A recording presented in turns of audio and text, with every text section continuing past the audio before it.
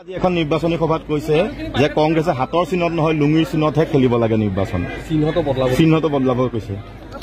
চাওক, এই মুখ্যমন্ত্ৰী যিখন চকী সেইখন চকীত ভাৰতৰত্ন গোপীনাথ বৰদলৈ ডাঙৰীয়া বহিছিল। আপুনি কল্পনা কৰক, গোপীনাথ বৰদলৈ ডাঙৰীয়া মুখত এনেকুৱা কথা ওলালেহেঁতেন। যিটো কংগ্ৰেছ দলে তেওঁক ৰাজনীতি আঙুলিত ধৰি ক খ শিকালে, জালুকবাৰীত তেওঁ কোন দলৰ পৰা এম এল এ হৈছিল? ৰাজ্যপালৰ ভৱনত 3বাৰ শপত গ্ৰহণ কৰিবলৈ কোন দলৰ পৰা গৈছিল? ইমান স্মৃতি শক্তিটো তেওঁ বিলুপ্ত হোৱা নাই? গুজৰাটৰ পানীৰ পাইপৰ মাজেদি মুছলমানৰ তেজ যায় বুলি কোনে কৈছিল? নৰেন্দ্ৰ মোদী ডাঙৰীয়াক আজিলৈকে কোনো কংগ্ৰেছ নেতাই ইমান বেয়া কথা ক'ব পৰা নাই যে ৰিক্সা ওলাই চৰিয়াব। এনেকুৱা কথা কোনে কৈছিল? হিমন্ত বিশ্ব শৰ্মাই কোৱা নাছিলে জানো?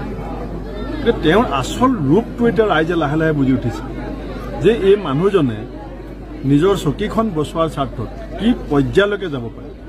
আৰু যদি কংগ্ৰেছে লুঙি ল'ব লাগে, আমাৰ কাৰণেতো লুঙি, ধুতি, লং পেণ্ট, পায়জামা চব সমান। মই ধুতিও পিন্ধো যেতিয়া নামঘৰলৈ যাওঁ, কেতিয়াবা ঘৰত আমি আজৰি সময়ত লুঙিও ব্যৱহাৰ কৰোঁ। ৰাজনৈতিক দলৰ সভাত আজি পায়জামা পিন্ধি আহিছোঁ, বাহিৰত ফুৰিবলৈ গ'লে লং পেণ্ট পিন্ধি যাওঁ। আমাৰ কাৰণে দৃষ্টিভংগী বেলেগ। যদি বিজেপিয়ে ভাবিছে যে আমাৰ দলৰ চিম্বলটো তেওঁলোকে ঠিক কৰিব, আমাৰ বহুত মানুহে মোক কয় যে বিজেপি চিম্বল কিয় পদুমফুল হৈছে? নাথুৰাম গডছে যিটো বন্দুকেৰে গান্ধীজীক হত্যা কৰিছিলে সেইটো বন্দুকে তেওঁলোকৰ চিম্বল হ'ব লাগে। কাৰণ বিজেপি RSSৰ ৰাজনীতি আৰম্ভ হৈছে গডছেৰ বন্দুকৰ গুলীৰ পৰা।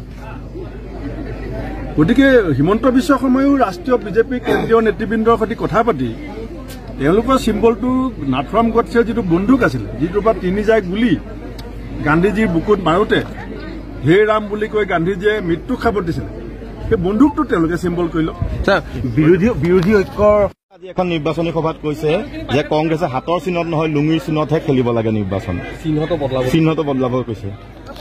চাওক, এই মুখ্যমন্ত্ৰী যিখন চকী সেইখন চকীত ভাৰতৰত্ন গোপীনাথ বৰদলৈ ডাঙৰীয়া বহিছিল। আপুনি কল্পনা কৰক, গোপীনাথ বৰদলৈ ডাঙৰীয়া মুখত এনেকুৱা কথা ওলালেহেঁতেন। যিটো কংগ্ৰেছ দলে তেওঁক ৰাজনীতি আঙুলিত ধৰি ক খ শিকালে, জালুকবাৰীত তেওঁ কোন দলৰ পৰা এম এল এ হৈছিল? ৰাজ্যপালৰ ভৱনত 3বাৰ শপত গ্ৰহণ কৰিবলৈ কোন দলৰ পৰা গৈছিল? ইমান স্মৃতি শক্তিটো তেওঁ বিলুপ্ত হোৱা নাই? গুজৰাটৰ পানীৰ পাইপৰ মাজেদি মুছলমানৰ তেজ যায় বুলি কোনে কৈছিল? নৰেন্দ্ৰ মোদী ডাঙৰীয়াক আজিলৈকে কোনো কংগ্ৰেছ নেতাই ইমান বেয়া কথা ক'ব পৰা নাই যে ৰিক্সা ওলাই চৰিয়াব। এনেকুৱা কথা কোনে কৈছিল? হিমন্ত বিশ্ব শৰ্মাই কোৱা নাছিলে জানো? তেওঁৰ আচল ৰূপটো এতিয়া ৰাইজে লাহে লাহে বুজি উঠিছে যে এই মানুহজনে নিজৰ চকীখন বচোৱাৰ স্বাৰ্থত কি পৰ্যায়লৈকে যাব পাৰে।